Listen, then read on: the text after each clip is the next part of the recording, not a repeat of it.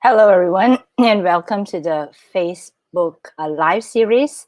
Today is episode number 23, and I am here with Emma Newland of Fiji. And this was an episode that we had scheduled much earlier, I think in January, but we didn't get around to doing it because, well, Mother Nature took charge. And we'll let her tell the story why and how we kind of got postponed. And so today we are back. So for those of you who have been waiting to hear Emma's story, today is the day, right? So today is the day that you get to not only hear her story, but to join us in the studio if you wish to, because I'm going to share the link in a bit, but not now, of course. Later in the show, I'm going to share the link where you can type that link and get into the studio with us and be on screen with us to ask your questions. So I know this is a little bit, not very usual for a Facebook Live series, but I wanted to encourage you to come on the screen to ask your questions so that my guests can see who you are. And I think that makes the interaction so much more exciting compared to just putting up your comment and pulling up your question from the comment or the chat box, right? So this is something new I'm trying. So if you wish to join us, please get ready with your earbuds because we don't want any echoes. And at the same time, get ready to turn on your camera. I know turning on cameras is a bit of a bother. I mean, it is 11 a.m. where we are today, Malaysia. But it adds an extra element of excitement to our Facebook Live, right? So get ready if you really want to get into the studio with us and ask your questions of Emma Newland. So without further ado, let me bring on Emma, who's really ready in the studio with a lot of interesting things to tell us. Hi, Emma. Hi, Krista. Umbula Vanaka. And what time is it there for you? It is 3 p.m. on Saturday. Yeah, and it looks kind of cloudy, right? Yeah, we just had a big thunderstorm roll by. So I was hoping against hope that it didn't knock out the power or anything like we had the last time we tried to speak. Yeah, it's that frequent enough. Okay, so tell us a little bit about what happened in January when we were supposed to speak. Okay, there was a cyclone headed your way. Okay, for those of you who are watching and wondering what is Krista going on about, there was a cyclone headed towards Fiji, where Emma is based, where Emma lives, and we couldn't make the show happen because we're so worried that the Wi-Fi will go wonky and it's not very safe to be having a Facebook Live then. So tell us that story, Emma. Yeah, so sort of October to April is cyclone season, very wet season, and we'd had a pretty bad cyclone in December, just right before Christmas, TC Yasa. And cyclones are named from the alphabet, so ABC through to Z every year. And then in January, whatever day that was, we were meant to do this on that Saturday, we had warning that there was a cyclone on its way. And so we usually get, you can get up to a week or more advance notice that a cyclone is coming. But of course, it changes track and it changes severity, and it's not always known where it's going to go. But it looked like it was tracking right towards Suva, where I live, and it often takes out the power supply. So if the electricity goes off, obviously there goes the Wi-Fi. So we couldn't have had a chat online. But I think from memory, it was sort of over and done by about sort of this time. So we may very well have been able to do it. But of course, there's other things that are going on. You've got the radio going. Want to make sure everybody's okay. Yeah. So it's a frequent enough event. Yeah. Does it end? Like I said, cyclone season. I think I read about it. It ends somewhere in end of March, right? Yeah, so sort of March, April. Last year we had a pretty severe cyclone. I think maybe like the first or second week of April, because I recall we had just gone into a lockdown with COVID, so it must have been April maybe. Anyway, TC Harold was its name, and that was a pretty severe cyclone as well. So sort of mid-April onwards, you're safe from there. But of course, with a changing climate, it makes it a little bit more difficult to predict with any great certainty.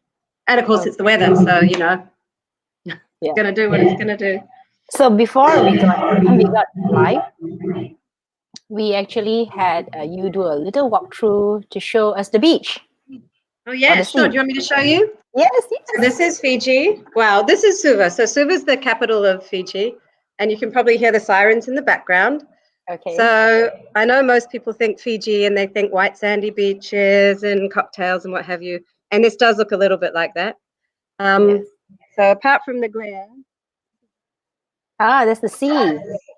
Yeah.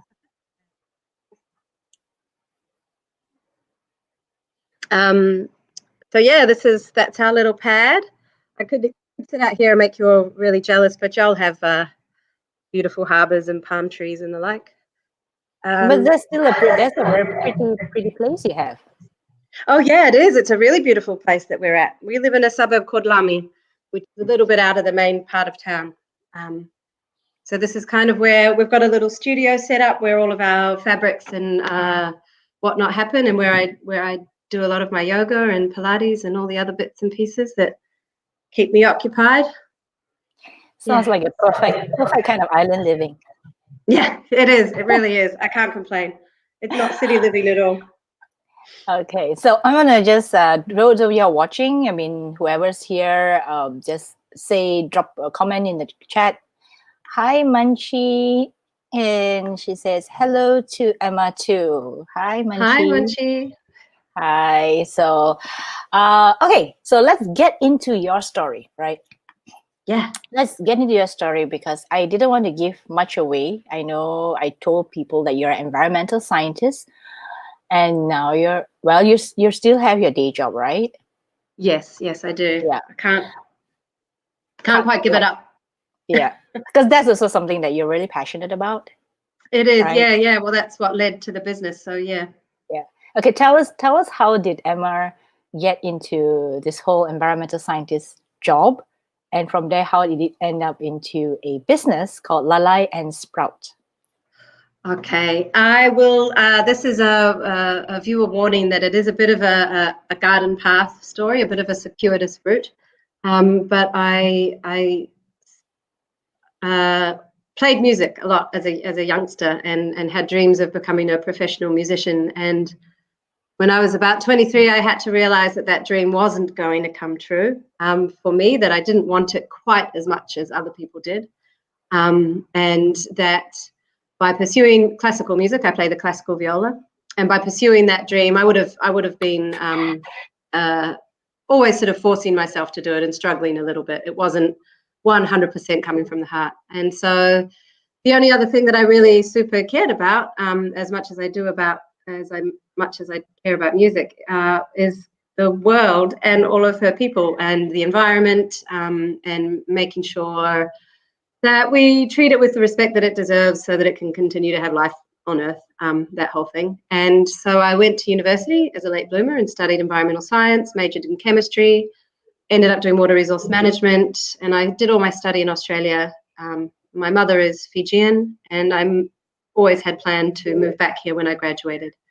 So I headhunted a job, moved back to Fiji, and started working in water resource management, which took me around 14 of the Pacific Island countries.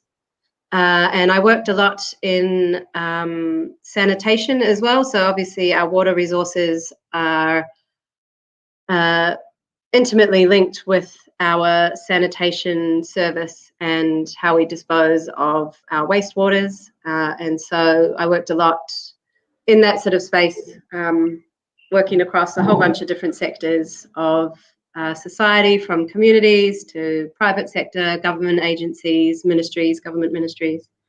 And it didn't really occur to me too much at the time that I was doing it. It was before I had children, but I would see, disposable diapers, the plastic wood pulp type, kind of everywhere, on the beach, in all kinds of drains and septic systems and water courses, and it wasn't until I had my own children, by which point I was teaching yoga and was not on the same kind of income I was on before. And my husband and I thought, oh, wow, kids are actually really expensive when you think of all of the like they need to change their diapers, 6, 7, 8 times a day, and they're expensive.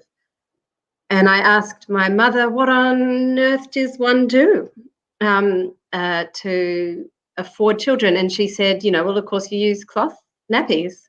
In New Zealand and Australia, maybe Britain, I don't know where it comes from, but we call them nappies, like napkin, folded napkin.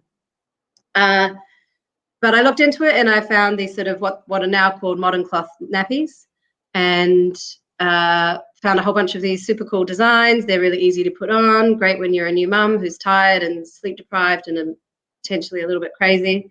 And so my mum actually sewed up the first batch of cloth nappies that we had, or she sewed up a few, not a whole batch, and then we got gifted some as a baby shower gift.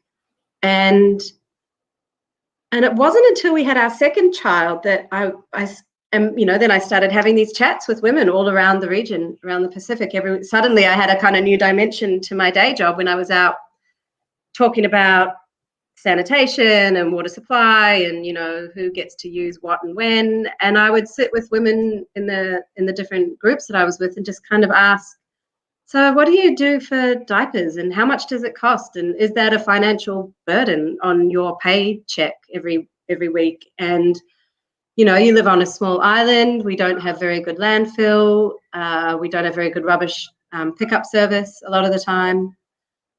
What becomes of all that waste? And so the same story, and then I started looking in the supermarkets everywhere I went, and the cost of diapers is extraordinarily high because, of course, we're on, I don't know if all of your viewers know, but the Pacific Ocean is huge, and you guys are on one edge of it, and then there's all of the Pacific Islands scattered throughout. And so the cost of importing all of this stuff on shipping tankers is huge. By the time it gets to the consumer, the markup is quite high. So suddenly I was, talking with my husband and with some friends, and as strange as it is, like making reusable modern cloth nappies just seemed to fit this perfect gap. It's like a perfect solution, really. If we can make them in Fiji, we're building a little bit of, not a massive economy, but a little bit of a kind of a degrowth style economy of our own here. It's bespoke. We can make it ourselves. It's a one-time, or it should be, if you're making a quality product, it's a one-time purchase. It'll last for 1 or 2 children. So you're saving thousands of dollars, and then you're reducing your impact on landfill by, thousands of kilograms of waste. So it was just this bizarre kind of coming together of a whole bunch of, as I said, garden paths that all kind of met at this point of like, oh, here's a perfect product. If we can make it and market it, and now it's turned into a lot more around education and awareness that it's not the old-fashioned folding, with the pin and everything.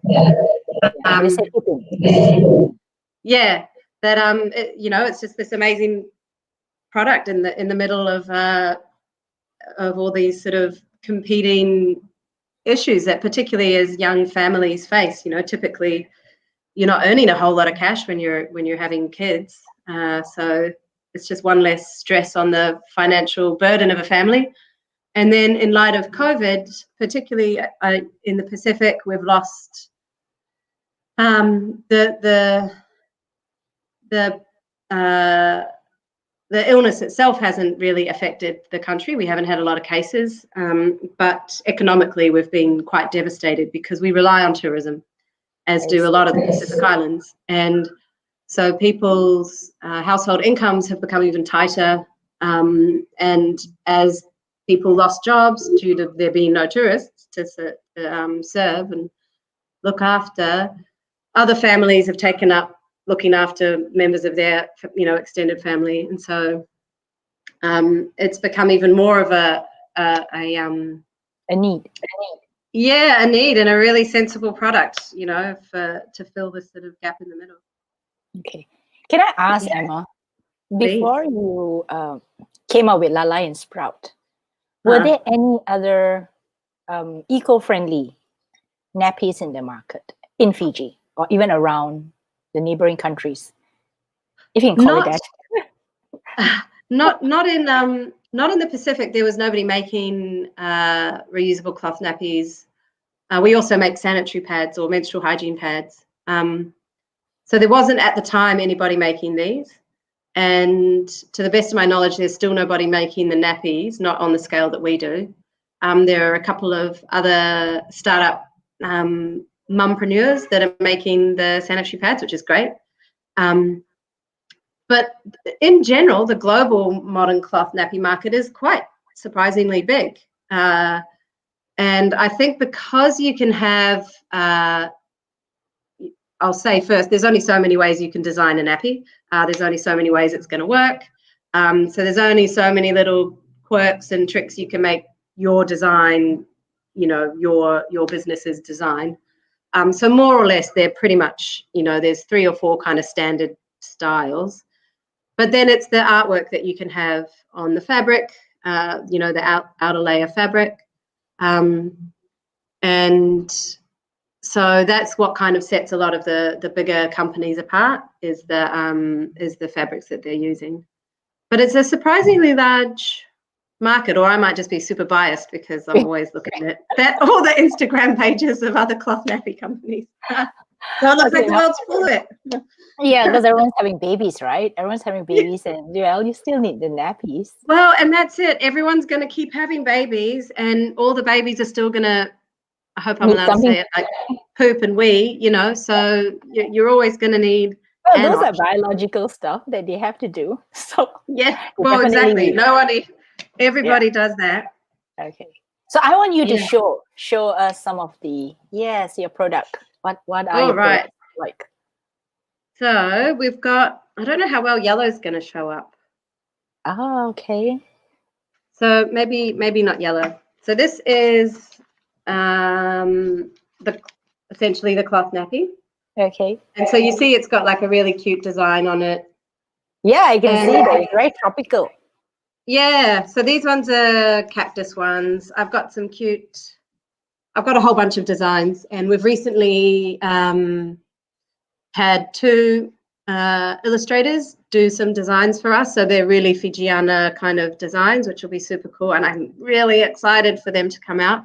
We're actually going to have to do a vote, get our customers to vote on what colors we use, because I can't decide which ones I like better. So I'm going to have to put it out to all you guys to help me figure out what color coordination we should be doing. But essentially that's the nappy, and it has all these rows of pop, they're called cam snaps, but pop snappy things on the fabric. So they end up coming out like that. So it's essentially the same kind of makeup as a disposable. And then, you know, baby sticks their bum in there and you wrap them up in it. And if they're really, really small, so these are called adjustable nappies, sorry. I use the term diaper to mean the disposable ones, and I use the term nappy to mean the cloth reusable ones. And then you can fold it up so it starts out as if baby is newborn. So you start out really little, a teeny tiny little nappy for a very small bum. And then as they get bigger and bigger and bigger, you just unpop all the snaps, you know, as they grow. And then eventually you can have it out and it'll fit, say, a toddler. So my boys were wearing these until they were about 2.5 or 3. And that's kind of it. So does it mean that the diapers can last for a number of years? Yeah.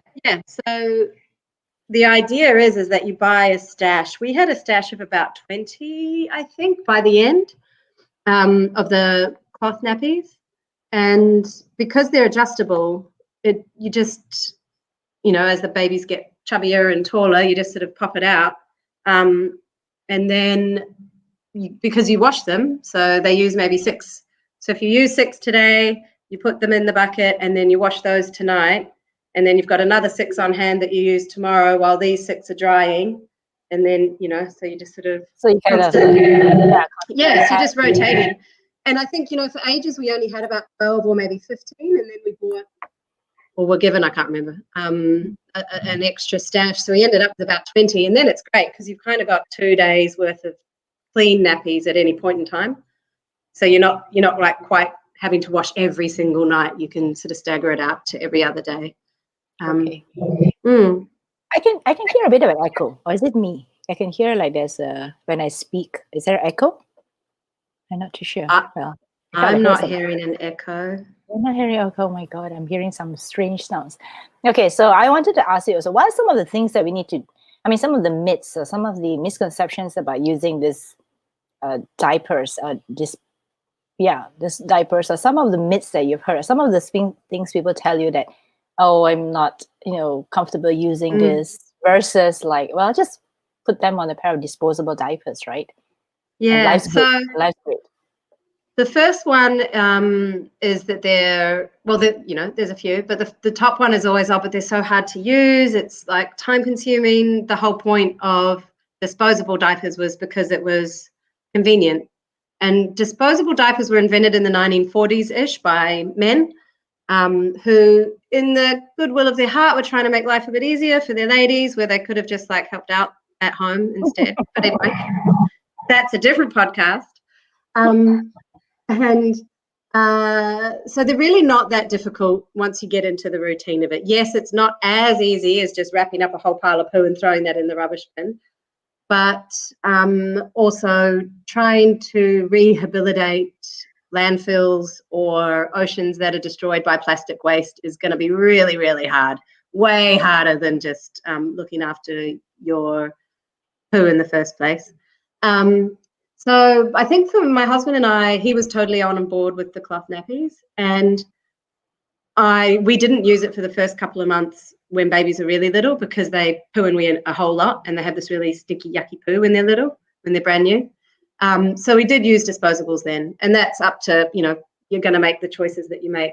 But because we used cloth nappies pretty much straight away after that, the routine is the routine, and it's not, once it becomes the thing that you're doing all the time, it's not that difficult, and it adds an extra load of washing a day.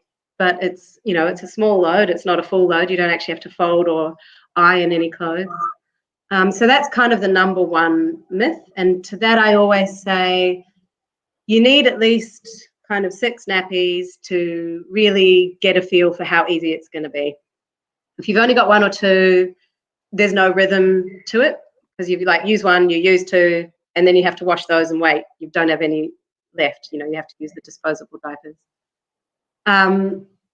So that one's just like a trial and error. Give it a go.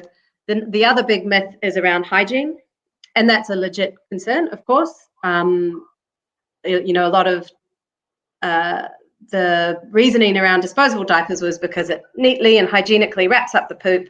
You can throw it in the rubbish bin, where it's kind of going to fester and go a bit gross and be a bit stinky in your household waste.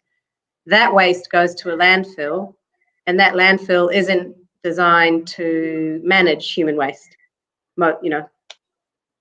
Certainly not in the Pacific anyway. We have only 1 sanitary landfill in the Pacific. And the plastics. So and you're just sort of shifting the burden from your household to the municipal household. But so anyway, they are perfectly hygienic once you wash them. If you wash them as normal in the washing machine. So once a baby's pooed on them, you can get flushable liners that you flush the poo away. That goes away, and then you rinse it all off. Yes, I can. I'll have to go and get them though. Okay. But anyway, continue with what you're doing first. It's okay. You wash it, soap and water, washed, and then particularly if you hang them in the sun, the UV rays of the sun, get rid of any of the germs. And we've done a fair amount of testing on them ourselves to make sure that it is indeed doing what you think it's doing. E. coli testing. And shall I run away and get them now? You could, yeah. Excuse me, people. So I was hearing a bit of echo. Yes, Munchie, yes, I also heard a little bit of echo. It's kind of like feedback coming from her. I think maybe it could be improved by her wearing earbuds. So I just texted her a little bit and say, hey, could you put on earbuds? Let's see whether there's any sound difference. So while she's out getting her earbuds, I just want to highlight that you can join us on screen to ask your questions. On screen meaning you'll be on the screen with us, with me and Emma. So what you do is just type that address bit.do/RebelStudio23 and you will be in the studio with us. If you're like a little bit too lazy to type that, hang on, I'm going to do something else. You can actually scan the QR code on the screen right now. Hopefully you're not watching this on your mobile, therefore you cannot scan it.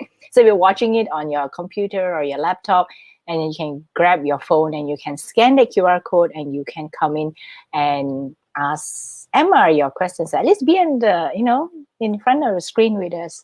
So these are the two ways you can come and join us. Hi, Emma. Hi. Okay, we're back again. Okay, so need to get Munchie. Okay, Munchie, so let me know if there is any echo or anything that's happening. So just a little bit of interval. We wanted to have some instructions for people watching. They want to join us on screen. So you can either scan the QR code on the top of the screen, or you can just literally type the link and come in and we'll get you talking to Emma and asking your questions. Okay, let's continue, okay? Yeah, sorry about that. Yeah. Is that better? So, yes, better. Okay. Yeah. Cool. Yeah. Okay. So, yeah. So, okay. The other thing is plastic doesn't degrade, right, in the landfill. Yeah. Well, it takes disposable diapers haven't been around long enough to know how long it takes to degrade. But given the type of materials that are used to make them, which is plastics and wood pulp, largely, it's estimated that they'll take about 500 or more years to degrade. Really? Whereas which is not uncommon for most of the consumable goods that we use: cans, bottles, cap lids, earbuds, you name it, tampons, pads, and all of this stuff is a huge waste into landfill, or even more common into rivers and streams and into the oceans, and which is why we've got such a huge marine pollution problem. So the reusable nappies, these plastic studs that are used to, you can't really see that one. The plastic cam snaps that are used to attach, they'll probably take a really long time to degrade, but the rest is all cotton based. So it doesn't take anywhere near as long, and you can keep reusing the fabrics from this for, like wipes in the house or what have you, as your children get big and you don't have to use nappies anymore. Or can you regift them? Is there a regifting aspect of it? Yeah, absolutely. And that's another thing. We've the nappies that we had lasted both of our sons. So for the 4 and a bit years that we were using nappies, we used one lot of nappies. So in total, I think we probably spent, we used disposable diapers on and off through that time, like if we were traveling or, for any number of reasons. But I'd say 80-90% of the time we were using cloth nappies. And so that lasted 2 kids, and we want to get Lalai and Sprout to that point where we can guarantee, a 2-kid guarantee that our product is that high quality, that it'll last for 2 kids. And often the only thing that starts to give is the elastic that wraps around their thighs. And that's pretty, I put in a new lot of elastic. You just snip a little hole on either end, pull some new elastic in, and then it's good as new. And so, yeah, we regifted the ones that both of our boys used. We passed on to somebody else who's now using them. So it's the gift that keeps on giving. Giving. Yeah, and it's amazing, like they don't stain, so you can gift them on and they're still the sort of same colors. And because this outer fabric is it's not waterproof, but it's very, very water resistant fabric. When they sit down in the dirt, when they're outside or on the grass or whatever at the park, it just washes off. So it doesn't make a hole. The outside fabric stays quite lovely and clean as well. Okay. Even the white fabric. So now I want to ask you something related to, excuse me, marketing. Oh, so yes. how has it been? How has marketing been? Yes, for you when you started, and some of the challenges with marketing. Of course, part of it has to do with you have to kind of persuade the moms who are using their disposables to come to your side. Or is it like totally not on board? Yeah, I'm the people that I need to convince to come over to the light side are kind of not my target market straight up off the bat. My target market are people who would already have wanted to buy a product like this, but it wasn't available already. And then from them, it's the people who have started to see the financial value in this product. So although the environmental value is like one of the key drivers for me personally, as with most things in a consumer society, it's the economics that drives people's choices and what they buy, right? So there's that sort of turnaround. So I've been sort of marketing it a little bit more towards the financial savings. And because we've been hit hard, as I said, by loss of a lot of jobs, that makes it an easy sell. It's an easy sell because they're cute. But the people that I need to completely change the mindset, that falls less under our marketing strategy and a bit more under our sort of education and awareness campaigning and advocacy that we do as well. Okay. So how has it been? I see that I think you've done some pop-up, right? Pop-up markets and some regular underfairs. Yeah, in Fiji we've got some regular craft, sort of handicraft, local made, foods, craft, clothes kind of markets. There's one in Suva and one in Nandi, and we sell at either one of those on an alternate month.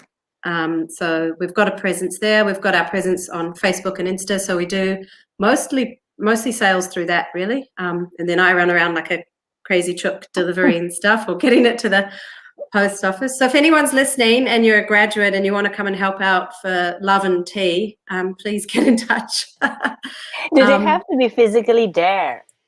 Do they do? Yeah. They do need to, right? But this is not a virtual internship. This is like a well, physical. Unless you want to do all my marketing for me too. I need that person. Because again, it's just me running the business, and I have a full-time day job, and I've got this sort of side business that eventually I want to get it back to sort of a half and half space. But now we're also stocking it one shop in Suva called Pepe and Pepe, and then once we get our artist designed fabrics in, we'll be stocking at another shop as well. So we'll be doing a launch like in May. I see. Okay. So for those who missed what she said just now, if you want to help her out physically or virtually, just contact her. And she is on Facebook, Lalai and Sprout. Okay. Now, why Lalai and Sprout? Now, I wanted to ask you that question. Why is it named such? Is it a Fijian word or is it a Fijian concept? Well, Lalai is small or little people, little things, and Sprout. So our original name was Island Bum Babies. No, what was it? Little Boo. So we call our first son, Louis. His nickname is Boo, and Boo here is the young coconut. When you drink it. What do you call that coconut? We call it young coconut? I don't know where. How very literal. No one's going to confuse. We're very literal people. Yeah. Yeah. So that one's called Boo. So we were going to call it Little Boo. And then I can't recall why. Oh, then we had Rasakaya, who's our second son. And so I'm not sure. It went from Little Boo to Lalai and Sprout, I guess, for the two boys. And also because we wanted to move into making chemical-free household cleaning products and accessories. And so we thought, we can split it between the Lalai as the children's products and the Sprout as the eco-friendly, earth-friendly, chemical-free household cleaning product side. So right now, I know you have these diapers, and you also have cloth pads for women. Yeah. So was that part of the plan to like extend into more of the, like you say, household, right? Household products and all that. Was it part of the grand plan? It always was part of the plan to have female, anybody menstrual pads. So in the Pacific, people generally use pads over other types of menstrual products, over tampons or the moon cups. And again, it's a big cost. And what we find, and I imagine you'd find it in Malaysia and anywhere that there's young women, we have something termed period poverty. So people will, women or whoever's menstruators will have to make a choice between, and this goes for the same for purchasing disposable diapers as well. Households will have to choose between food or other household items or menstrual products or, diaper products. And that's not a choice that people should have to make. Like, you should be able to have both. People are always going to menstruate and people are always going to have babies that need to be wrapped up. So the pads were always part of it, and we were using it primarily as part of our drive towards getting support for, and this sort of loops us back to the cyclone, into post-disaster dignity kits.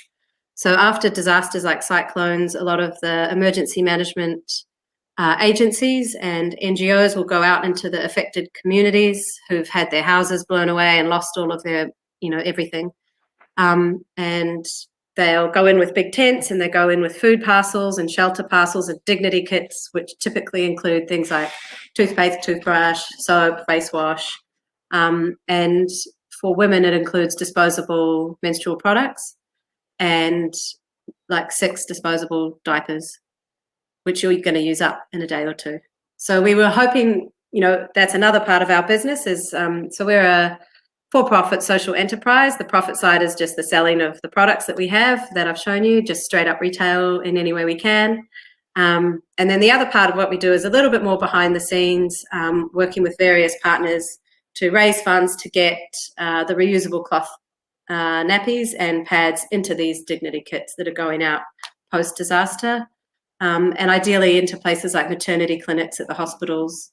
We've got a pretty high level of low-income families, and setting oneself up for success when you're, a young mother is often difficult. So we also want to support that way as well. Okay. So it means that there are 2 portions to the business. One is fully retail for profit, and the other one is to help out whenever there's a disaster or when there's a need for what you call disaster packs, things that go out to places where women and children need them the most. Yeah, and then also just sort of ongoing assistance through what is termed WASH, which is water sanitation hygiene activities or programs that run out through schools, and they largely have a period poverty or menstrual hygiene component to it. So those are typically run by non-government or community civil society organizations. So supporting through them, either through training, teaching people how to sew the pads. So these are the pads. Oh, that way. They look colorful too. Yeah, these ones are cute. We've got a slightly different pack of materials for the ladies, and that's another. I mean, for all you menstruators out there, it's not the best time of your month. So whatever little thing you can do to make it a bit cuter, but the cuter, cuter, that's the wrong word. Bearable, perhaps, a bit more bearable. So yeah, and so we've worked with a few CSOs to design training packages, which include physically learning how to sew the product, and then also a little piece around health and health and wellness accepting, trying to kind of rid the taboos around menstruating, particularly for young women, encouraging girls to be a bit loud and proud about having their period, and also encouraging girls to be in school while they're having their period, which leads to discussions around having the appropriate facilities at schools. So that's more my day job part. So that's kind of where those two things meet. And then also with the nappies as well. So getting them into maternity wards or working with what do you call it? Like mother clinics around sort of giving out free packs of disposable, not disposable, reusable. Reusable, yeah. Yeah. So it seems like a lot of things are happening for you. Yeah, I've been laughing with my friends lately because it's a little bit careful what you wish for. If you keep, so the other part of me is I'm a yoga teacher and have sort of trained all my life in the yogic sort of philosophy, but it's that, putting out into the universe the things that you wish to happen and the intentions that you set. And when they all start kind of coming forth together in your life, and the right people come at the right time, and the support and the help. And I guess as well, a really amazing community in Fiji that are excited by these products and that really want to get to use them. I think one of the other barriers or myths is that it's really expensive. And it does seem expensive to set oneself up with a pack of reusable nappies to start with. Yeah. You mentioned 12, right? 6 and 6. Yeah, so a pack of 12 here is around $270, and we've tried to make it as affordable as we can for families. And so even if you had 2 of those packs, it's a little over $500. Generally, you're pregnant, so there's a little bit of time lag between knowing you're pregnant and having baby. So we do lay-by, I don't know what you call it, where you pay a little bit each month. Yeah. And then at the end you get the whole packet, so it feels a little less painful. But it's versus spending anywhere between $2,000 to $5,000 on disposable diapers before baby's potty trained, depending on the brand. Okay, so you've got your numbers mapped out. Oh yes, well, because we did it when I was first pregnant with my son Louis. I was teaching yoga. I wasn't really earning much, and we did the numbers like. Yeah. How many nappies does a kid go through? This many, how long do they need it for? And we're like, oh my God, I have $5,000 on diapers. Whoa. But these are the costs that's not visible, right? They're not visible when you and why would it be? It's not like, it's not like you buy a car, right? Right, exactly. And it's not like I would have never have thought of it if I hadn't had children myself. It wouldn't have occurred to me the cost of diapers because it's not in your field of vision, Okay. I want to pull this out. Marika, watching from the fields. Hi, Marika. Hi, Marika. Glad you could join us. Yes. Even if you don't join us, it's fine because with the beauty of the internet, there's always the replay. So you can still catch me and Emma, even if, later you decide that you want to learn a little bit more about what she does. So the funny thing is this, right? We've known each other for a while now, Emma. But we've talked about so many things, but we've not really delved into the business. I do not know why. And it's very strange, right? When I did my Facebook Live with Ollie, we delved into the menstrual cups. So for those of you who are watching and thinking, okay, what's with all this? Who's Ollie? Go and check my Facebook Live with Ollie, where we spoke about her product, which is the menstrual cup. And that also ties in with your product because both of you are really into this, like helping Mother Earth, right? With the products, not just so much for the for-profit, not so much for the commercial purposes, but also there's an element of you wanting to make at least the world better for your kids and your grandkids. Yeah. And for the people who are alive right now, if there's better ways to do business. For me as well, I joke that I'm not very good at business because I'm not in it to turn a profit, but obviously I have to turn a profit to keep the whole operation going. But there's better ways to do business and to do business in a way that is less harmful to the earth that we completely and utterly rely on. We can't do anything once the water runs out, or once it's so polluted we can't use it anymore. Once the last tree's cut down, we're not going to be able to eat our money. So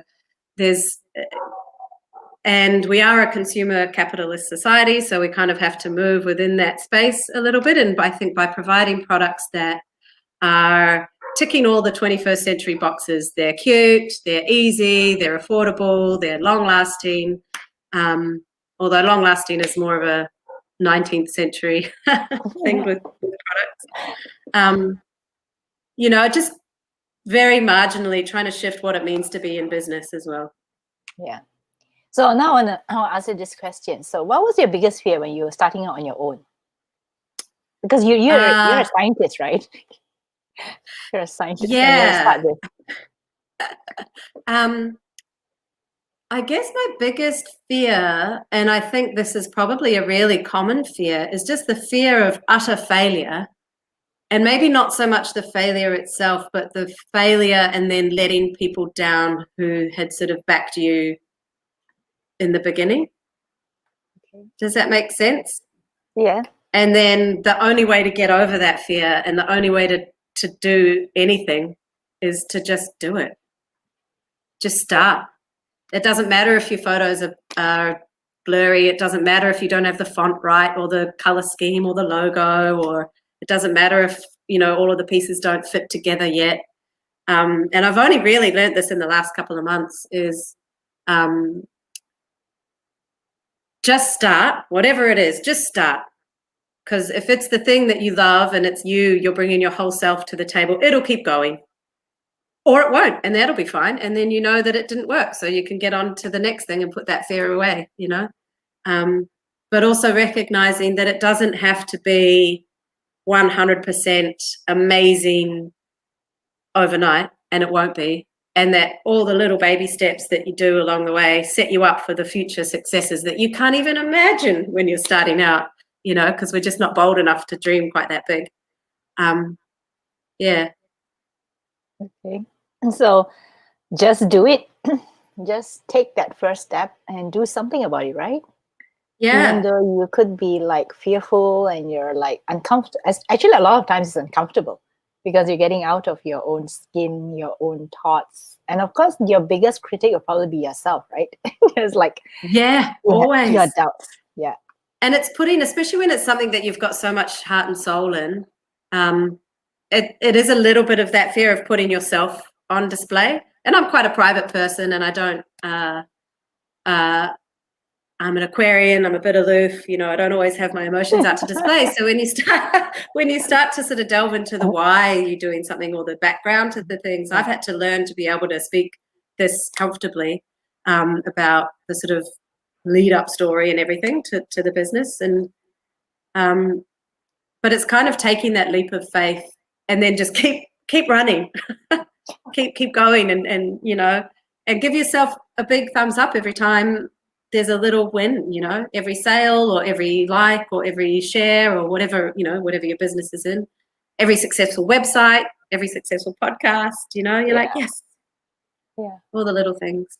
Okay. So now I want to ask you this because your products are sewn by women, right? Yes.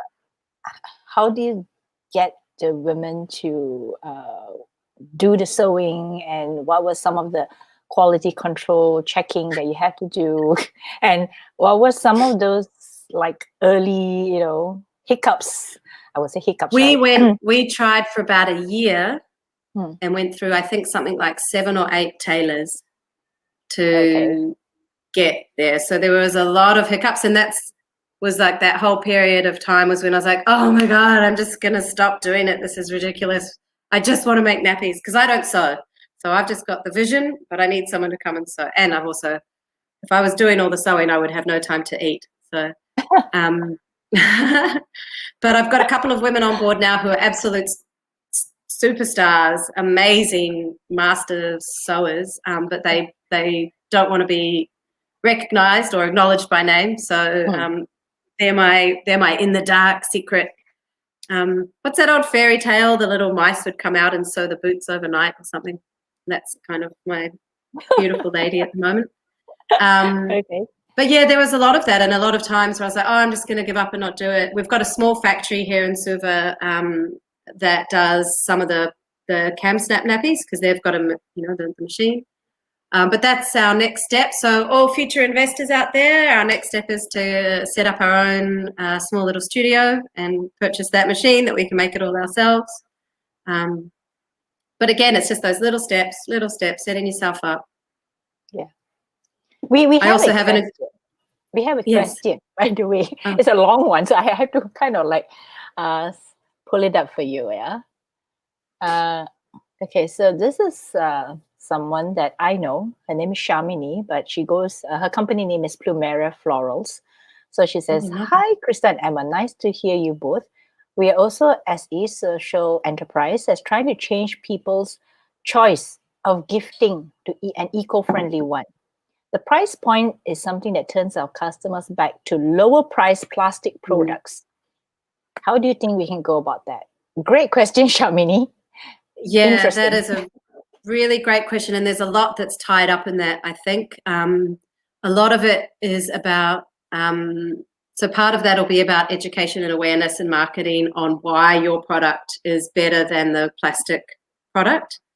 And then diving into the detail of why your price point is where your price point is. So we make a bit of a show about, well, we pay our people a living wage, not minimum wage. We have sourced the most high quality materials that are specifically chosen for the super hot climate that we live in. So you're telling the story of why is your product so expensive versus the cheap plastic one, or maybe not so expensive, but a higher price point. And then also recognizing that there will always be a portion of the market that will never be able to afford your product. And that may mean that you aren't marketing towards that group, or it may mean that you then have to find another product that they will be able to afford, but is still just as eco-friendly, and then, market that. So you have different price point products. So we've got differently priced products for sort of different market segments, and they're made slightly differently, and they have slightly different base materials in them, so that we can have options for people. I guess that's kind of so in your case for Lalai and Sprout, so you do have ones that are considered different types of packages or different types of products? They're just a different style, so they're not as they're not adjustable. So okay. Because the putting on the studs onto the nappy takes a lot of time, so that is then I'm paying somebody a lot more time to make that nappy. So that the sized nappies take less time to make. They don't use as many bits and pieces. They're not as fiddly, so they can be a little bit cheaper. Okay. And then we're also going to move into making products out of upcycled materials, so found materials, and then that will bring the cost down as well again. But again, you can't vouch for the quality of that quite as much as we can as the ones from first round materials. So they come with different conditions, right? If you've got, for us, upcycling or eco-friendly products. Yeah, okay. So it means that here you have different price points. Yeah. For different categories of buyers who are interested in your product. Okay. And I guess with like eco-friendly gifts, it's a bit tricky as well, because the market is just saturated with inexpensive items and that don't last. So, you've got to also promote why your eco-friendly one is great, because it's going to last. If it's a wooden train made by some old German grandfather that's going to last for 100 years versus some plastic, I don't know what you make from area, but so you kind of promote that part of your items. Yeah, Shamini, would you like to get into the studio with us? We have a couple of minutes if you wanted to. I could bring up that link again, because we were just talking about this, saying that people are kind of shy and they don't want to be on screen with us. But if you want to, please Shamini, come on. Yeah, come on and show Emma who you are, and maybe you can describe a little bit more about your business. But great I mean, some of the great advice you've given her, I think is very good, because sometimes people just feel that certain price points are just not for them, or maybe not yet. I don't know. Yeah, could be not yet, right? exactly, It's not not yet. not forever. It's not yet. So we're pretty optimistic that sooner or later, when they come to see that we have this fantastic product, they would want to be buying that fantastic product. But Yeah. yes, great advice, Emma. I love how you've got different things for different people, and you say Yeah. that you do not. There's a category or there's a market that may not be suitable for your product. Well, yeah, I mean, I guess it's the same with everything. I'm never going to, you know, buy a Lexus car, you know, or BMW car. You know, I'm never going to buy a super yacht. Yeah. That's okay. I'm not the target market, you know. Okay.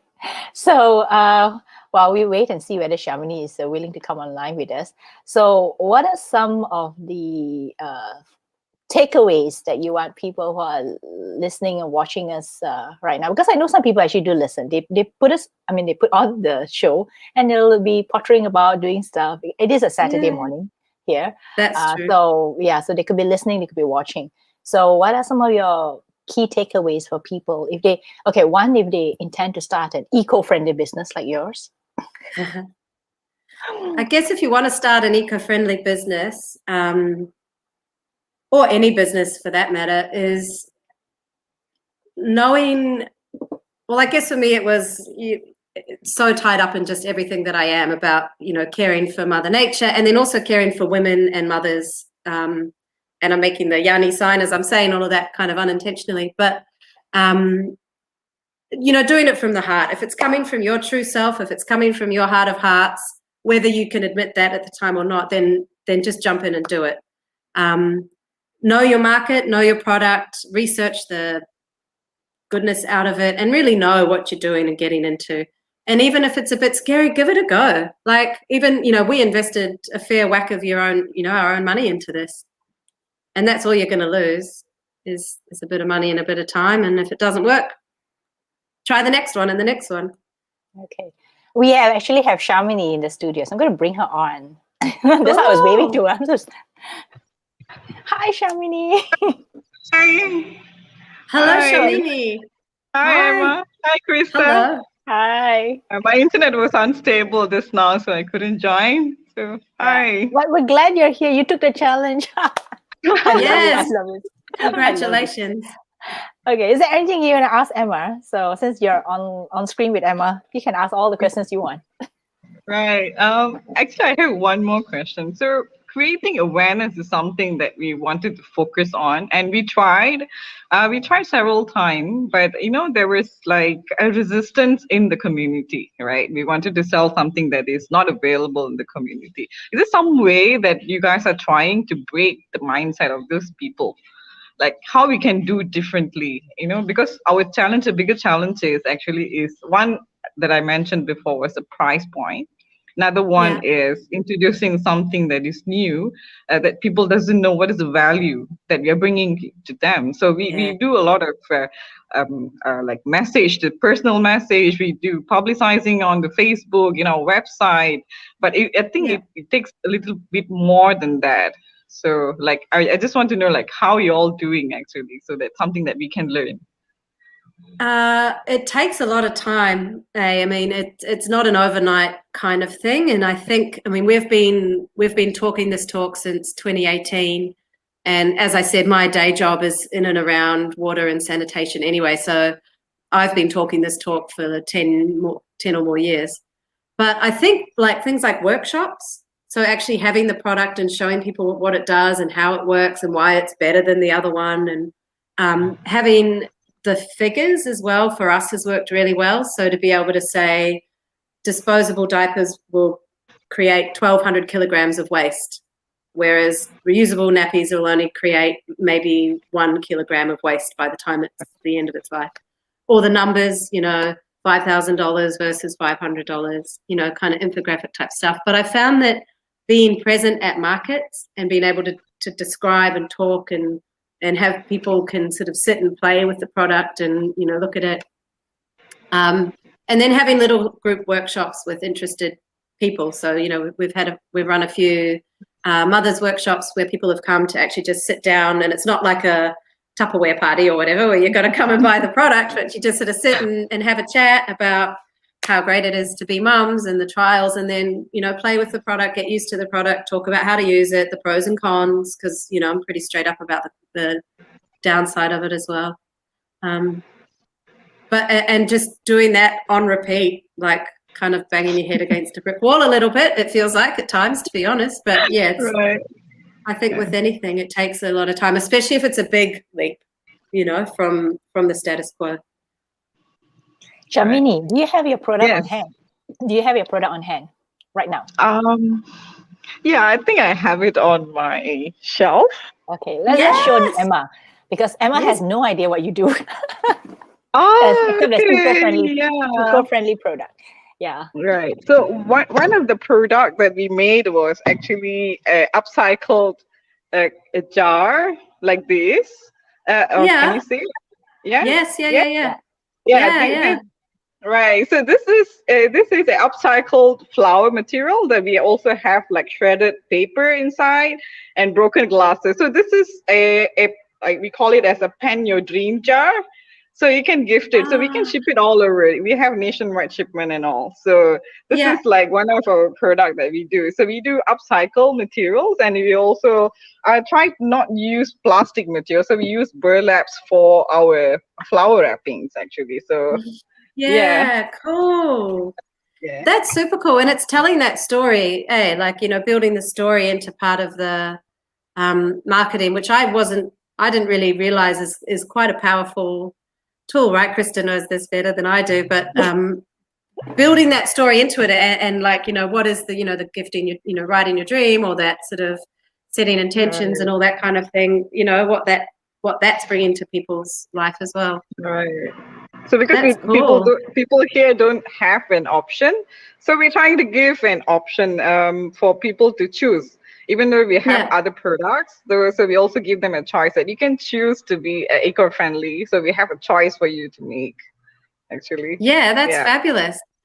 Well, well done. I know it takes a lot of time and patience. And gumption.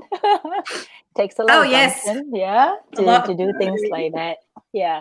So thank you so much, Shamini, for being with us. I'm glad you joined us. A lot of people didn't Thank you so much. That's It was awesome. my pleasure to meet you both, actually. It was a nice conversation. Connect with Emma. Thank you. With Emma on Facebook.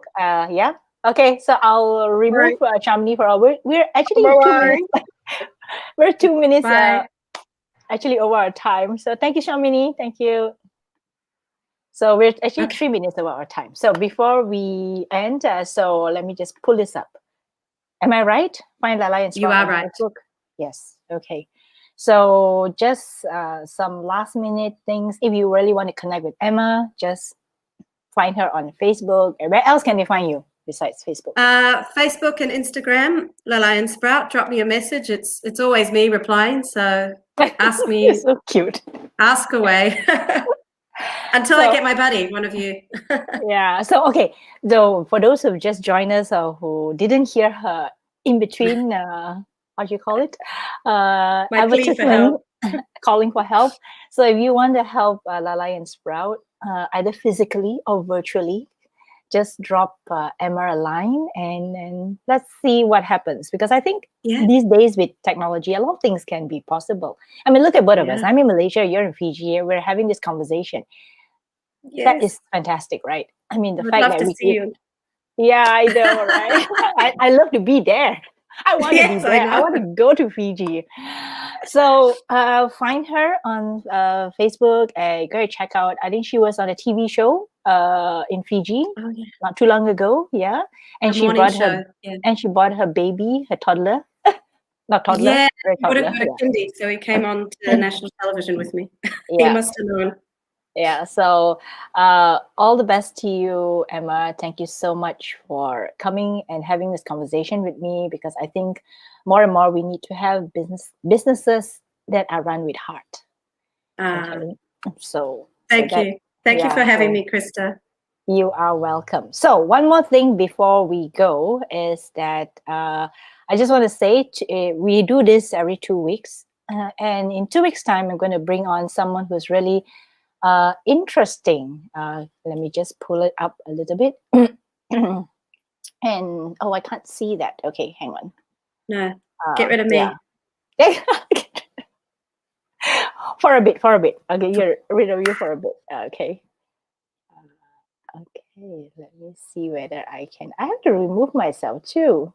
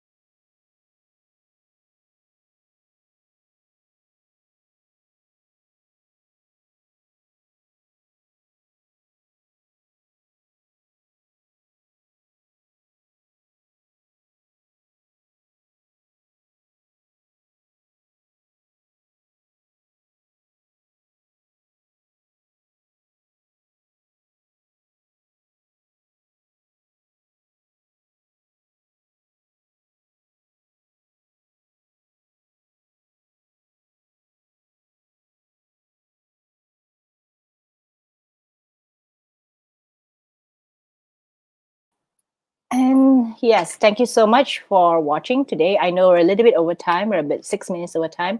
If you like what you see, please remember to follow our page or check us out, reboxstudio.com. We do this every 2 weeks. Ever since last year, I think since the pandemic lockdown, we've been doing this because I think one of the things that I enjoy doing is to bring on friends, people I know, people who are in business, to share their business knowledge and share some insights that can help you with your business too. So thank you so much. Once more, thank you, Emma. And thank you all of you for watching. And we'll see you in 2 weeks' time. Bye.